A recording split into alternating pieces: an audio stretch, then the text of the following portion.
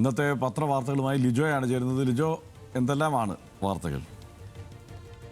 ഹർഷൻ, പ്രധാനമായും എക്സിറ്റ് പോളുകളായിരിക്കുമല്ലോ സ്വാഭാവികമായും എല്ലാ പത്രങ്ങളിലും ഇന്ന് പ്രധാനപ്പെട്ട വാർത്തയായിട്ടുള്ളത്. സുപ്രഭാതം പത്രത്തിൽ പറയുന്നത് സർവേയിൽ ഭരണമാറ്റം എന്നാണ്. എക്സിറ്റ് പോളിൽ കേരളം UDF-നൊപ്പം വോട്ട് വിഹിതത്തിലും സീറ്റ് നിലയിലും ലീഡ് 70 മുതൽ 90 വരെ സീറ്റുകൾ നേടുമെന്നാണ് പ്രവചനം എന്നുള്ള കാര്യം സുപ്രഭാതം ഇന്ന് ഒന്നാമത്തെ പേജിൽ വളരെ പ്രധാനപ്പെട്ട വാർത്തയായി കൊടുക്കുന്നുണ്ട്.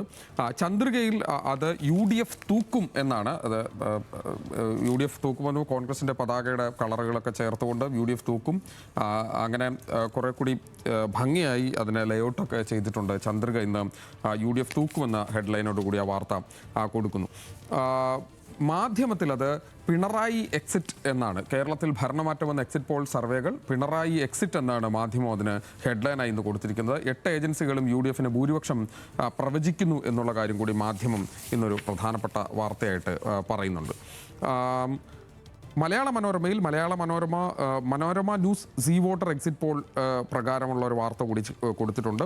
അത് UDF-ന് 94 സീറ്റ് വരെ എന്ന കാര്യമാണ്. UDF 82 മുതൽ 94 വരെ, LDF 44 മുതൽ 56 വരെ, NDA 1 മുതൽ 3 വരെ എന്നാണ് മനോരമ അവരുടെ എക്സിറ്റ് പോളിൽ, മനോരമ ന്യൂസും സീ വോട്ടറും ചേർന്ന് നടത്തിയ എക്സിറ്റ് പോൾ പ്രകാരമുള്ള വാർത്തയായിട്ട് കൊടുക്കുന്നത്.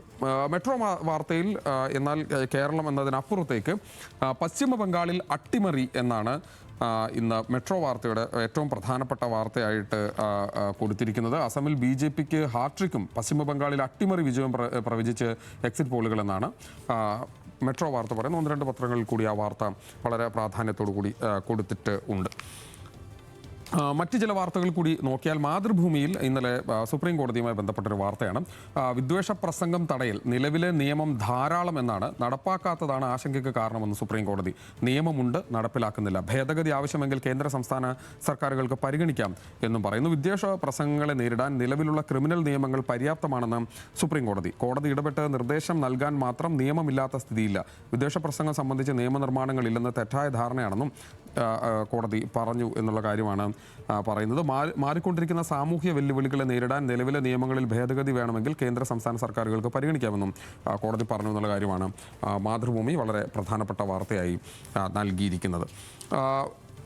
അത് മറ്റ് പത്രങ്ങൾ പ്രത്യേകിച്ച് മാധ്യമത്തിലും ആ വാർത്തയുണ്ട്. അത് നിയമമുണ്ട്, നടപ്പിലാക്കിയാൽ മതി എന്ന കാര്യമാണ്.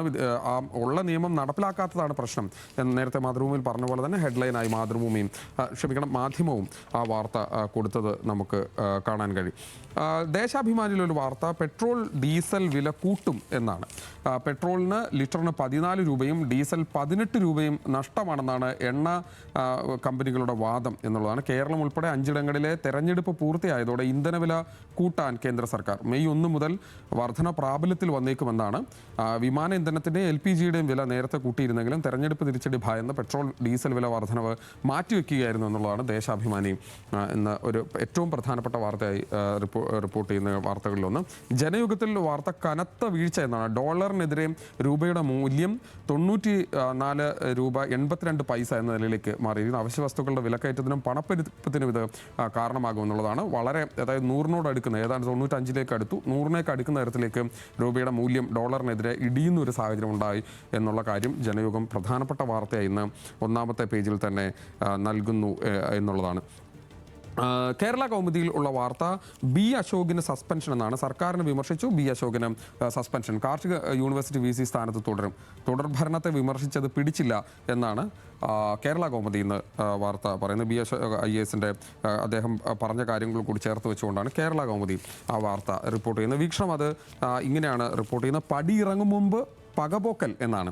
അനുമതിയില്ലാതെ സർവീസ് ചട്ടങ്ങൾ ലംഘിച്ച് സമൂഹ മാധ്യമങ്ങളിൽ പ്രതികരിച്ചെന്നാരോപിച്ചാണ് മുതിർന്ന IAS ഉദ്യോഗസ്ഥൻ B. അശോകിനെതിരെ സർക്കാർ നടപടിയെടുത്തു എന്നുള്ളത് വീക്ഷണം പറയുന്നു. അതിന് പടിയിറങ്ങും മുമ്പ് പകപോക്കൽ, സർക്കാർ പോകുന്നതിന് മുമ്പ് പകപോക്കി എന്നാണ് വീക്ഷണം റിപ്പോർട്ട് ചെയ്യുന്നത്. മംഗളത്തിലുള്ള വാർത്ത സുപ്രീം കോടതിയുമായി ബന്ധപ്പെട്ട വാർത്തയാണ്. അത് ശബരിമല വിഷയവുമായി ബന്ധപ്പെട്ടാണ്.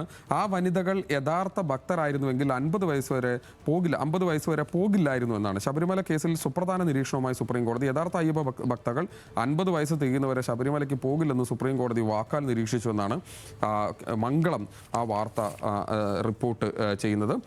സിറാജ് ആ വാർത്ത അതുമായി ബന്ധപ്പെട്ട മറ്റൊരു കാര്യമാണ് റിപ്പോർട്ട് ചെയ്യുന്നത്. അത് വിശ്വാസം ജുഡീഷ്യൽ അല്ല എന്നാണ്.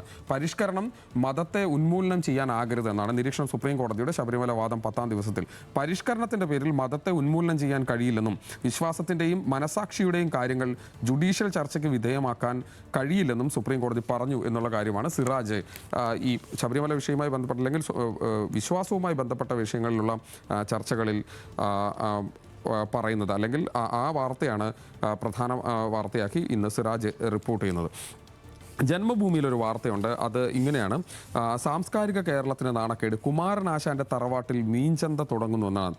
തൊമ്മൻ വിളാകം തറവാട് ആസൂത്രിതമായി കയ്യേറി എന്നാണ് തിരുവനന്തപുരത്ത് കടക്കാവൂർ എന്നുള്ള വാർത്തയാണ്. മഹാകവി കുമാരനാശാൻ പിറന്ന വീട് നിലനിന്ന കായ്ക്കരയിലെ മണ്ണിൽ മത്സ്യ മാർക്കറ്റ് തുടങ്ങുന്നു. അദ്ദേഹം ജനിച്ച തൊമ്മൻ വിളാകം തറവാടിരുന്ന സ്ഥലത്താണ് സ്വകാര്യ മാർക്കറ്റ് തുടങ്ങാൻ മാമ്പള്ളി പള്ളി എന്ന ക്രിസ്തീയ ദേവാലയത്തിന്റെ ആഭിമുഖ്യത്തിൽ നീക്കം നടത്തുന്നത് എന്നുള്ളൊരു വാർത്ത ഇന്ന് ജന്മഭൂമിയിൽ 1ാം പേജിൽ തന്നെ പ്രധാനപ്പെട്ട വാർത്തയായിട്ട് റിപ്പോർട്ട് ചെയ്തിരിക്കുന്നത് നമുക്ക് കാണാൻ കഴിയും. മാതൃഭൂമിയിൽ ഒരു വാർത്ത കൂടിയുണ്ട്. അത് ഒരു ഭാഗ്യവുമായി ബന്ധപ്പെട്ട വാർത്തയാണ്. അല്പം ഭാഗ്യമിരിക്കട്ടെ എന്നുള്ളതാണ്. ഒരു വിവാഹത്തിന് വന്ന എല്ലാ ആളുകൾക്കും നേരിട്ട് 2 ഭാഗ്യക്കുറി കൂടി സമ്മാനമായി നൽകിയ കഥയാണ്. അത് അല്പം ഭാഗ്യമിരിക്കട്ടെ എന്ന പേരിൽ മാതൃഭൂമിയിൽ 1ാം പേജിൽ ഒരു പ്രധാനപ്പെട്ട വാർത്തയായുണ്ട്. ഒരു എഡിറ്റോറിയൽ കൂടി വായിച്ച് അവസാനിപ്പിക്കും. അത് സുപ്രഭാതത്തിൻ്റെ എഡിറ്റോറിയലാണ്.